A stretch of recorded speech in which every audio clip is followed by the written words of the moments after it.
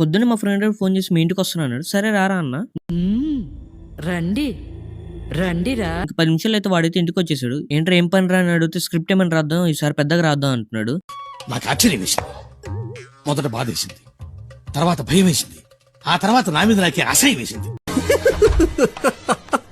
చాలాసేపు అయితే ఆలోచించి అయితే లాస్ట్ కి అయితే ఈడైతే పడుకుని పోయాడు. ఈడెప్పుడు ఇంతే, ఏం వచ్చినా ఆపుకోలేడు. వీనైతే లేపు మరి అడిగా, ఇంత స్క్రిప్ట్ రాస్తామని పడుకుని పోయేవేంట్రా అని అడిగితే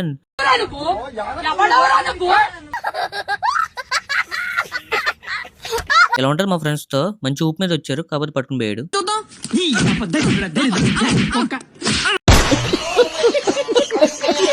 ఇంకా తర్వాత అయితే ఇంకో ఫ్రెండ్ గారి ఇంటికి వెళ్ళాం. ఎంత 2 రోజుల నుంచి బయటకు రావట్లేదు ఏంటంటే ఈడైతే సినిమాలు డౌన్లోడ్ చేసుకుని చూస్తున్నాడు. ఇలాంటి మూవీ లవర్స్ మీ గ్యాంగ్ లో కూడా ఉంటే వాడికి అయితే ఈ వీడియో షేర్ చేయండి.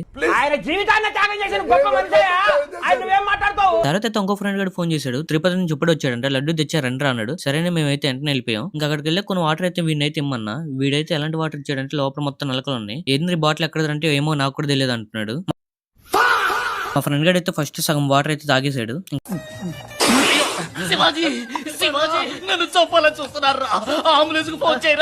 తర్వాత అయితే మా ఫ్రెండ్ గారు తిరుపతి ప్రసాద్ అయితే ఇచ్చాడు. 3 నాకేనేమో అడిగా, కాదురా ముగ్గురికి అన్నాడు. అండ్ ఈ రోజు ఫ్రెండ్స్ కొత్తగా చూసి లైక్ చేయండి, షేర్ చేయండి, ఫాలో చేసుకోండి. ఉంటా ఫ్రెండ్స్, బాయ్.